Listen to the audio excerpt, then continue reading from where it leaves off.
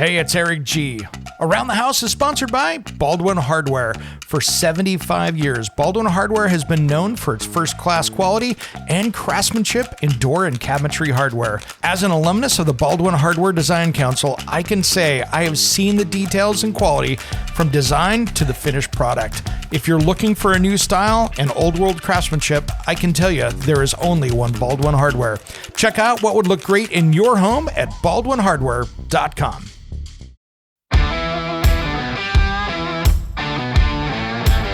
It's Around the House. Yes. But if you have a designer who walks on that job site and they speak in an inappropriate or disrespectful way to anyone, I would run far, far, far, far, far, far away, because it's going to cost you a ton of money. Errors will be made. People won't communicate because they don't like to be talked to like they're nothing. No one likes that. And yeah, you can tell I feel very strongly about it. Around the House show is brought to you by Pyramid Heating and Cooling. Serving in Oregon, the Portland metro area, and Bend, Oregon, they are your one-stop shop for heating and cooling and indoor air quality. To find out more, head to pyramidheating.com. Oregon CCB 59382. When it comes to remodeling and renovating your home, there is a lot to know, but we've got you covered. This is Around the House. Welcome to the Around the House show, the next generation of home improvement. Thanks for joining me today. This episode is brought to you by our friends over at Monument Grills. If you're looking for a brand new barbecue but don't want to spend a lot of money, check them out at monumentgrills.com.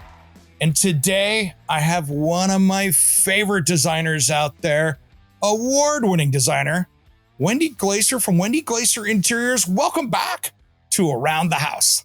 Thank you, Eric. I really appreciate the invitation to join you again. It's a lot of fun, these conversations. This is always a blast. And you have so much great information for people out there. And I think we can tackle today one of the biggest fears of homeowners out there.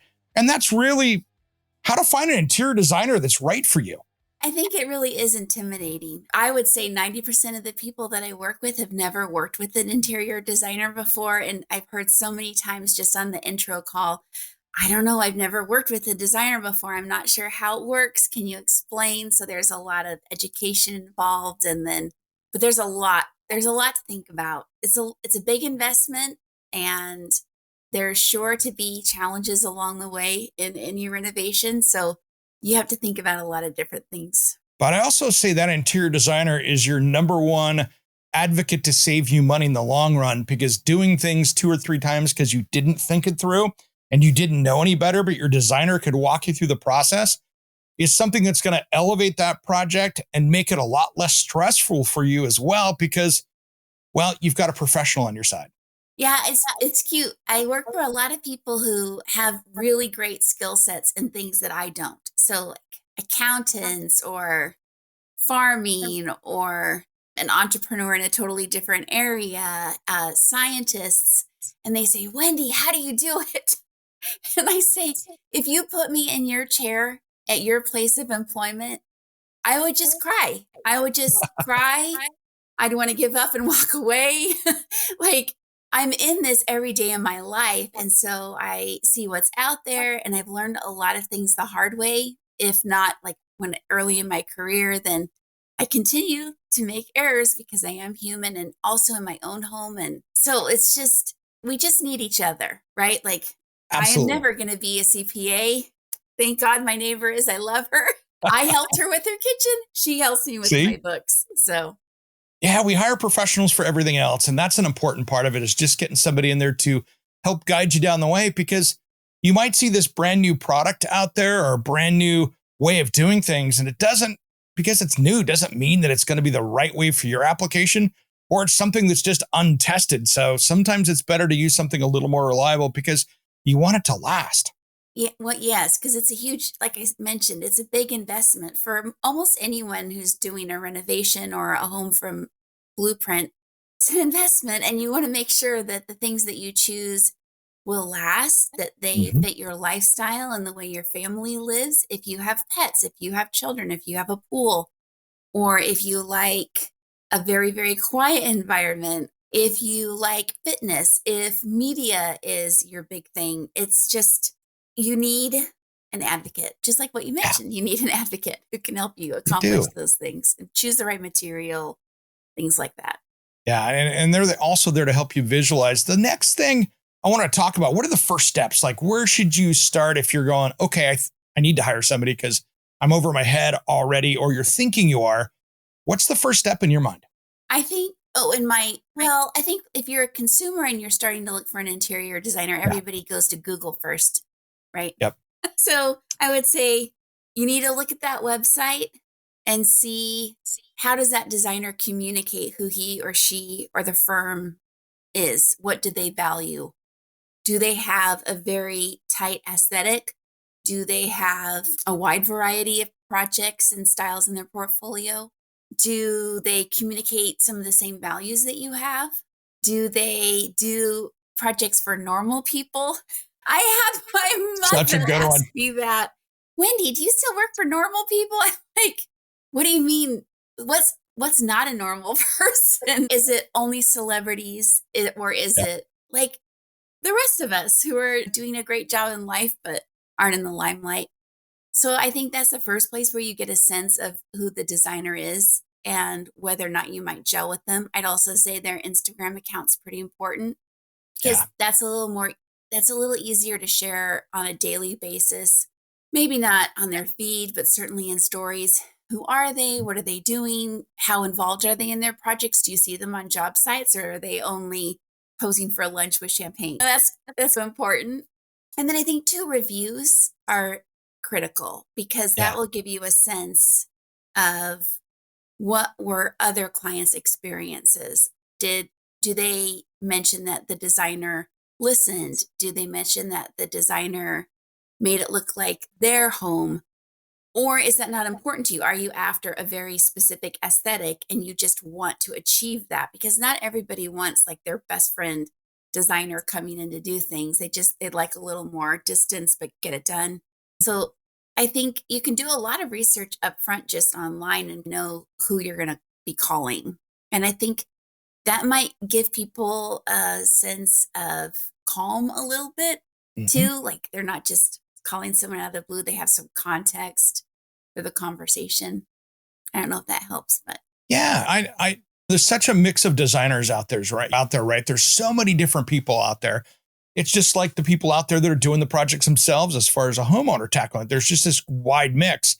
There's some designers out there that are really good at one or two styles, and you go on their website, and as long as it's that, they are in their zone. But if you get them outside of their comfort level, they're not so good with it. And there's others out there that you jump on, and it's such a wide range from, almost guardrail to guardrail on style that they can handle it. So you really start to get a feel of at least what project they're comfortable taking on and ones they've completed, because that's the ones that are on the website. yeah, and there's a designer for everyone. It's just a matter of finding your fit and what are your priorities and how do they align with those priorities. Exactly. Mhm. Exactly. You brought up a question that we were talking about earlier, that where do they make their income and how do they make their income? Because there's a lot of different things that you see designers do. Myself as a designer, I've been a brand ambassador. I've done stuff like that. It's depending on how they charge. What are your recommendations with that? Well, I think especially in the last few years, there's a difference. Well, when we look at the things that you're a brand ambassador for specifically, Eric, those are things that you use Yes. in your everyday life. You're not just saying, you're not saying, see this skin cream? Yes. This is the Absolutely. best. Like, Yep. it is very specific and you use them, test them, try them, believe in them before you say something. Mhm. And it's in the context of your work and everyday life and projects. But there is something that's sort of developed recently where more than designers, they're like influencers in the space of design. And they're not doing client work, like multiple projects and jobs and clients and contractors and subs and vendors. They're more about, they're making money on their brand ambassadorship type Yeah. stuff. Very true. Very true. It's not that that's bad because that's valuable and it's fun, especially like if you're the DIY person and you want to try a cool new peel and stick wallpaper or you want to try a neat tile thing and it's cool. But if you're taking on a really serious project, you want to know that your designer is only a brand ambassador for things that they use in in their home, in the homes of their clients. Round the House will be right back with Wendy Glaister, and we'll talk more about interior design right after these important messages. Don't go anywhere. Should I be allowed to be so hot? So many.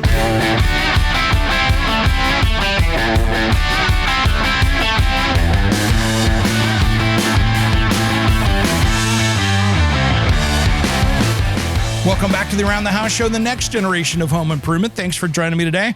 To find out more about us, head over to aroundthehouseonline.com and you can send us a message there. Now let's get back to our conversation with Wendy Glaister from Wendy Glaister Interiors about how to hire the right interior designer. But if you're taking on a really serious project, you want to know that your designer is only a brand ambassador for things that they use in their home, in the homes of their clients. In full disclosure, I've only done one brand ambassadorship so far, and I'm in the middle of that now, and it's for Zipwater. And it's because I studied them for 3 years before we did this partnership. And then they put it in my home so I could use it all the time and be able to speak about it confidently, but also because I'm sitting in front of my kitchen, so I'm looking at my kitchen. Well, I know what it does for me in my everyday life. So I think there's a distinction there. And it's not that one is better than the other. It's just that as a designer, if you need somebody who, like you mentioned, wants to advocate for you and what you need and want in your life and in your home, is not just trying to sell whatever to get another level of commission. So that's where some of your integrity comes into question a little bit. Contractors out there are so many gate contractors out there that are licensed, bonded, insured. They're trained. They do so well.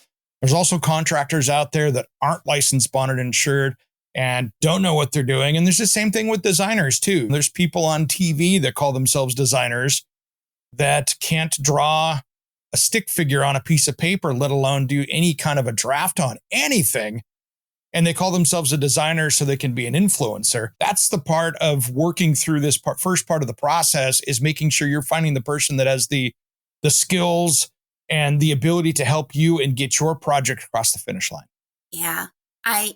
Well, in all honesty, when I first started, I think I just mentioned to you, like in 2008, I didn't know then what I know now. Of course. And I didn't call myself a designer. I hadn't gone to school yet for it.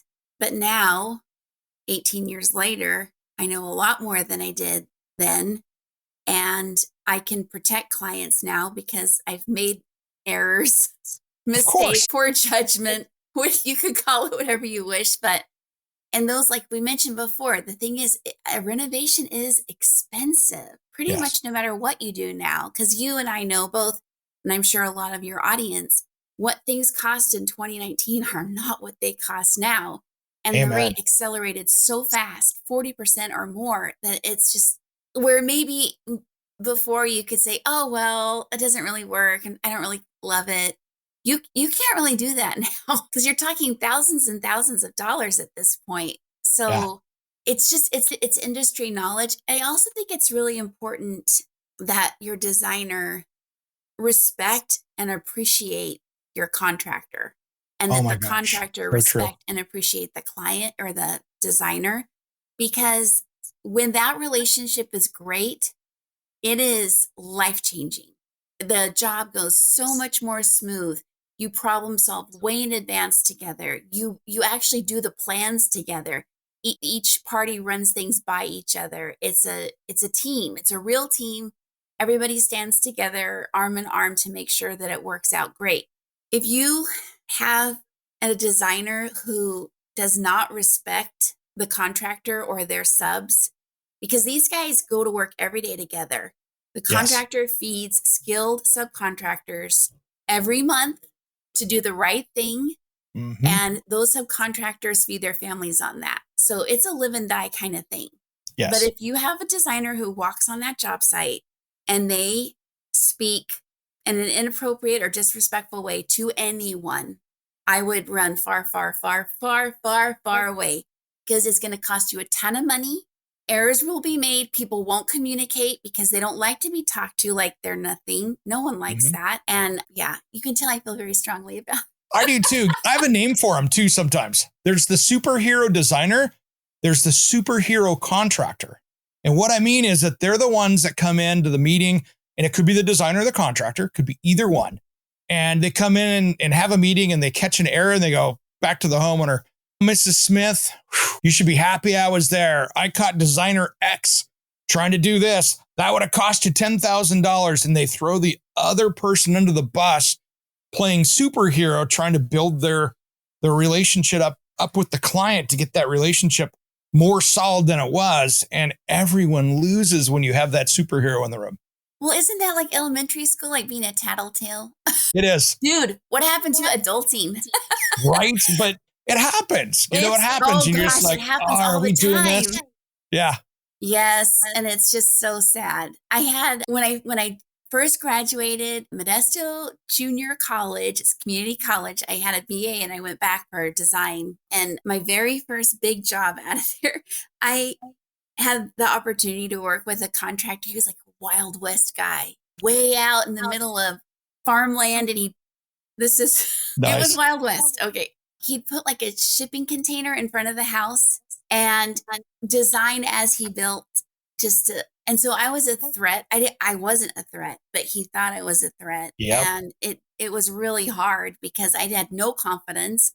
And finally I just said, I would never talk to you like that. I wonder why you think you can talk to me like that. I think we need a sidebar. And he's like, sidebar? I said, yeah, from now on, if I'm doing something and you don't like it, obviously I don't want to frustrate you or any of your team. Just say, hey, Wendy, can I talk to you about this thing? And go like this. And I'll follow you over there and you can tell me what you think or what you need or if I'm doing it wrong or whatever, but have some compassion. And it was really neat, actually, because we ended up being really good friends and I've gotten to do some really incredible work with him. But it was very tough going in the beginning. It was very struggle. I had a contractor that I absolutely loved. I would do a project tomorrow with him. We still keep in contact, even though I'm not doing projects like that anymore. But like something would be damaged or something would get messed up, like a cabinet door. And he would send me a text and go, hey, I slid the cabinet door in the back of my truck when the homeowner wasn't looking. It's damaged. Can you get me another one? And he was the guy that was protecting the homeowner from any issues that we already had handled, but didn't need to drag them through the mud because it wasn't a decision. It wasn't something that was going to change the ETA of the job site, but he had it managed. And his job was to just keep it quiet going, that door's missing. We have another one coming. So they wouldn't be looking at a damaged door that had a break or a crack, wondering, am I going to do this? He would just go in and make it so smooth of a process. His guys would always go, oops, let's get that outside real quick so we don't get anybody upset. And then we could handle it as professionals. And nobody was getting all worked up over a lot of wasted energy. Yeah, it's a lot of money. And so if a client sees an error on the job, they just hone in on that instead of realizing, oh, wait, this is a great team and they've got me. And when they leave, it will be perfect because it will. But in the moment, it just degrades the feeling of trust in the team. And that isn't good because it's not a real thing either. It's just a construct of that moment in time when you see an error or a flaw. You're listening to Around the House, and we're talking with interior designer Wendy Glaister. Now, let's get back to the conversation.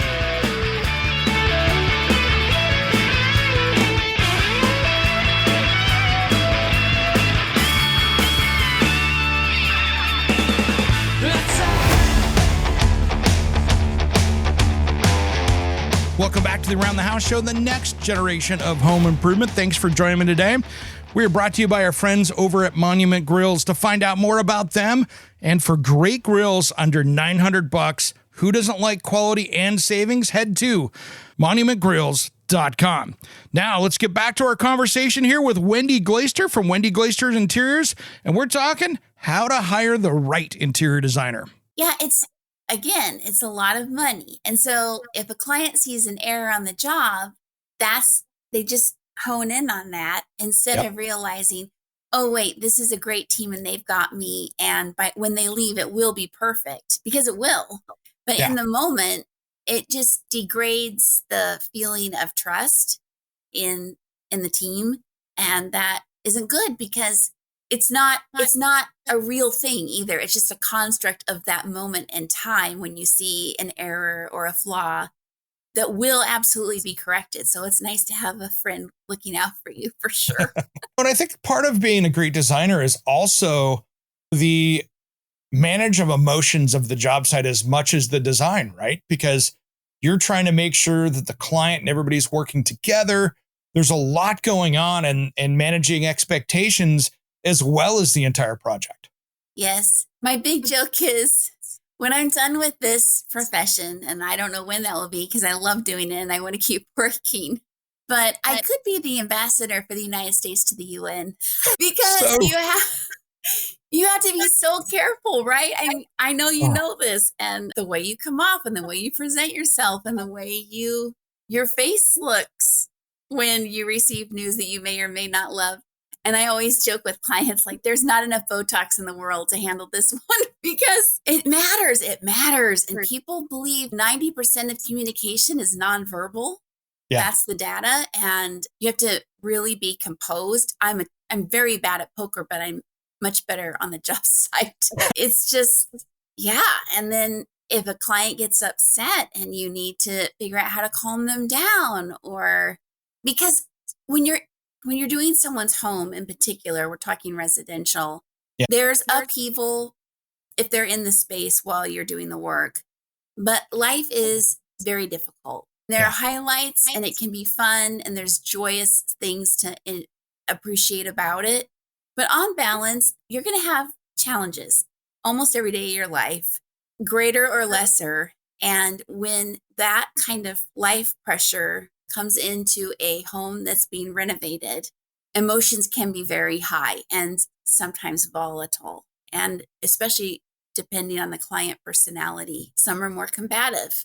Some feel like, I had this one client, and something must have happened when she was little, because anytime she feels like a choice either hasn't been offered to her that should have been, or a decision is being made without her complete involvement, you can see her like fast, like the smoke and the anger and just like this.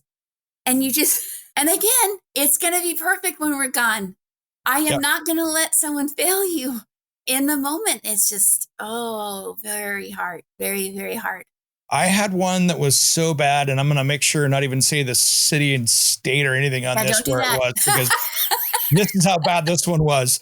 I was literally doing the walkthrough. Cabinets were being installed. Walls were being painted. Husband and wife. And we walk into the laundry room. The husband had just made changes right before the cabinet order was placed, and had worked with the contractor to make some changes in there.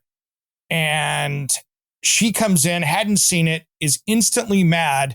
And he goes, "Isn't it beautiful? I made some changes." And I watched her give him a right hook and a left jab at the meeting. And I'm like, guys, I got to go, because I'm going to have to testify in court or call the police. And I called the meeting. And it's like, I rarely have I ever had that happen, but I was like, I'm going to have to call the authorities here in a minute, because I'm not sticking around to watch felonies, guys. I'm out of here. But that was one of those. And that's one thing I learned in my years of design, that I learned at least, is whatever personal trauma they're going through at that point of their life is going to be 2x, 5x, 10x of whatever that is, because of the stress of a remodel, new build, or whatever they're doing. It's going to get amplified. Yeah, people really don't like change, and they don't like upheaval, and I don't like it either. I had all new floor put in 2 years ago. Oh my gosh, it was miserable. And it was a great reminder, what my clients are going through. So now I'm trying every year, every other year, to just do something so that it stays fresh and I stay respectful of what people go through, because it's so hard. Even if you're not living in it, you still see it. And maybe you visit the job site one day and there's nobody working there and you fall apart, because it's there's a lot involved There is. for sure. I wanted to ask you, what's your take on how designers bill and how the project goes? Do you have any favorite ways of doing that? Or is there anything that people should watch out for, or at least ask questions about? So in the design community, I've noticed there are two camps in how you should bill. And all the coaches telling people how to be good designers and how to run good businesses and how to do this and that, they are very judgmental. Yes. There wasn't a good UN word for that one, Eric. No, there's not that we can use on the radio. So some designers will bill by the hour and some designers will bill by the project. The designers who bill by the hour, if they're seasoned, they know approximately what it will cost in terms of their fees to design a kitchen, to design a master bath, to do a whole house gut job renovation based on square footage and the level of finishes. They'll know, but that's one way. Another way is by the project. And it's like the hourly way because they've done it long enough or they've been coached with a very aggressive opinion about what you should be making for this or that or the other. I bill by the hour because every client is different and their decision-making processes are different and their communication styles are different. It's just true. Everybody's different. That's my favorite way as well. And that's where I jump on the camp because I always look at it and say, the person that's really good as a homeowner making decisions shouldn't have to pay the price for the other person that went through 12 revisions of the plan and went back to revision 1 at the end. They shouldn't pay the penalty of them in the average price. No, it just seems more fair. And the way I do my billing too, it's almost probably feels excessive to some clients, but it's almost like getting a statement from your attorney. Every single, and it's like in 15-minute increments, everything is accounted for. And then you get an invoice every 30 days. And we use House Pro and it goes straight to their email inbox. And if they want, they can pay online or they can send a check, whatever is easier for them. But it's just more consistent that way for me. I was never really comfortable with by the project. And a lot of designers also make money by purchasing everything themselves with their designer discount, putting the markup in and selling it to the client to be installed in the home. I do not do that. I don't either. So you and I are such the same page here. When I was just starting and I didn't know anything, this wonderful lady, Mary Hale at Bedrosian's Modesto, was so nice to me. And she spent a lot of time with me, helping me figure things out because I didn't even know what I didn't know. But one thing she said was really important. Wendy, do not buy the tile and the slabs. Let the tile setter buy the tile. Let the slab fabricator buy the slabs. You don't want to be taking food out of their kids' mouths. That's how you form relationships. So I took the advice and that's what I've done. Yeah. Clients buy plumbing direct from our local plumbing expert, Sean, that we just love at Abe's. It's his little family business. He answers the phone if I need help. It's great. They buy their lighting from our local store at Phillips Lighting and Home. And Carrie and her expert staff know all about it. So if something doesn't come the right way, they send it back and they handle it. They warehouse it for us till it has to go in. Same with flooring, same with tile, Pacific Shores for our slabs. It's just, we have a team. A rising tide lifts all boats. Being greedy gets you nothing. Round the House will be right back with Wendy Glaister, and we'll talk more about interior design right after these important messages. Don't go anywhere.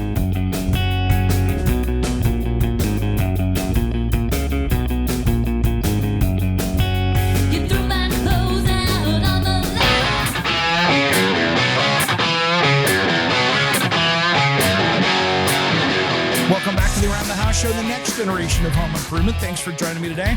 To find out more about us, head over to aroundthehouseonline.com and you can send us a message there. Now let's get back to our conversation with Wendy Glaister from Wendy Glaister Interiors about how to hire the right interior designer. Sometimes people don't have any grace at all for whatever reason. And no job is going to be perfect. It will never happen. There will always be something that happens on a project. And some people are gracious and some people just want to just yeah, Yeah. it's satisfying to them to do that. And I think that's sad. And I'm sorry for whatever happened in their life that they thought that would be a great way to approach everyday living. But Yeah. there are those people. And so you can't, I totally agree with you. You can't base your total understanding of a human being by one bad review. If there are many that say, oh, she's the most arrogant, entitled little, and I don't like her, and don't ever work with her, and she wastes your money. She's never heard of stewardship, and she treats people like crap. Okay, don't hire her. Exactly. And I saw one the other day that I was looking through in another city I was going through, and I'd heard they were back designing again. I looked through the reviews and I was like, ouch, there were no punches pulled on those. And it was 70% were that way. And I'm like, Yeah. ouch, there's your warning sign. Yeah, well, it takes all kinds to make It does. And one thing I wanted to talk about before we wrap up here in a little bit was a homeowner that's starting a project needs to take ownership of their decision-making process, because many times you're the one as the homeowner that's dictating the cost of the design fees of the project, right? If they're increasingly indecisive, or after every design meeting, they go to their friends and redesign it by committee. And maybe it's the sister, it's the aunt, it's the best friend who maybe might not have the best ideas. They can cost you a lot of money in this process. Well, yes. I think there are a lot of people who, everybody does a remodel for a different reason, right, Eric? Like Sure. Some people do it because they need a zero threshold shower now in their bathroom. Some people do it because their kitchen is sad and all the appliances are breaking. Some people do it because it's a flex, right? And so all those different motivations come into play. And if you're confident in yourself and you know who you are, you're a certain kind of client. If you are insecure and a little bit fearful, you're another kind of client. So that's why I think the relationship with your designer and being able to trust and believe in your designer is so important, because if you can do that, it will save you a lot of time and money. The most expensive thing that you and I are aware of on job sites is change orders. Yeah. So if you've designed the whole thing, you've worked with your architect, your contractor, and your designer up front, that's how you save the most money. All that mega value engineering comes into play from the beginning, to like windows or to the kind of foundation you want to put on, the kind of roof you want to use. Is it a smart home or not? But if you allow the voices of other people to color your perception of how things are going, it's the little weed in the wind, and it's hard because I don't think it comes from a bad place. I think it's because people are insecure, but it is very challenging. And I think sometimes designers take it very personally. Oh, so-and-so doesn't like what I do, so I'm going to go forget her or him, or but it's really about insecurity. And it's really about other things are at play. So if as designers, we can distance ourselves from that. I have families I've designed for, and it's designed by committee, designed by family. We couldn't even and yes, it was much more expensive, but it's what they needed to feel good, and that's fine. Whatever they want. And it was their prerogative. But and the other thing is too is that all the decision makers need to be there, right? As part of the process. If it's a household that has multiple generations in it and people have their own thoughts or things are in it that are part of the process, you need to make sure that as a homeowner, you're bringing all the people that are part of that process into the process. And so they feel like they're getting heard as well. It makes for a smoother project. Yeah, I agree. I've seen it where it's like one in a team of the two spouses, the one is always the one who shows up at the meeting. And then every time we leave, we go totally the opposite way and backtrack and do something new. But if we'd all been there together, it would have been a lot faster. Probably. Exactly. Yeah. You and I are on the same page on a lot of this stuff. It's funny. What other tips do you have when we're starting to run a little short on time, but we got a little bit more to go here to wrap a bow around this? But there's so many I don't want to make this sound at all negative. Hiring that designer is a positive thing, but it's such for homeowners, it should be as much of an emotional hire as a financial hire, right? Yes. So to protect against someone just jumping on the bandwagon, like for me, I do the initial consultation. I follow it up with a design summary that I email within 5 business days. They need to read through that whole thing. And then I ask them, think about how you felt when we were together.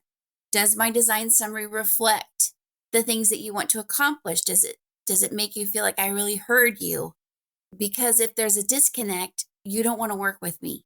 You need to feel really good about whoever you're bringing into your home, because you need to have conversations that you might not even have with some of your closest friends if you really want this house to work for you the way you need it to work for you. You're listening to Around the House, and we're talking with interior designer Wendy Glaister. Now, let's get back to the conversation. So, and I think some people are intimidated to have that kind of, like, to explore how comfortable they really are with this person before they invite them into their home to spend hundreds of thousands of dollars. Don't feel like you have any dumb questions. There's no dumb questions. There should be no judgment at all. There should be education and explanation provided with grace and patience and just very conversational and matter of fact. There should be no condescension coming from any designer. If you do have a question, and they say a lot in, well, my frame of reference is like domestic violence recovery, but they'll tell you things like, people tell you who they are, and they do. Like, you need to listen, because you don't want to go down the road, blow up your house, and then realize, oh my gosh, this person doesn't care about me, my family, they're bad stewards, they don't manage their business well.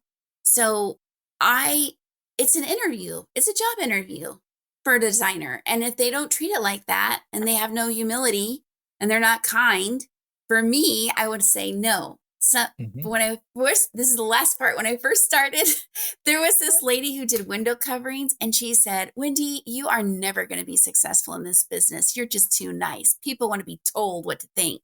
Okay. And there are people who want that. There are people who want an affect, who want glamour, who want to be able to say, so-and-so did my house. And if that's valuable to you, that's not wrong. It's just, so I wouldn't be your girl, but it's just what you really want in the long run. And it seems if you're not getting along through that first part of the process, that's your warning sign, right? That maybe there's a disconnect there for one reason or another, that if that's a honeymoon period out of all of it, if you're starting out through the initial design process and we've got oil and water bouncing heads, maybe that's just not going to work. Just make sure that when you sign the contract, you read it really carefully, because some designers' contracts are pretty open-ended. If it's not working for you and it's not working for me, that's fine. Some are pretty, there's a lot of legalese in there, and you got to watch out. That's actually that's actually a really good point, to maybe grab that contract with the contractor, the designer, and that stuff, and bring it over to the family attorney to give it a quick once over to make sure that everybody's covered. Absolutely. It's few $100 you pay is probably going to be the cheapest few hundred bucks you spend on a project. Agreed. There we go. Nobody likes to be trapped. And nor should they be, unless it's really not. It's if it's not working, figure out a way to either fix it or part ways, right? Exactly. Agreed.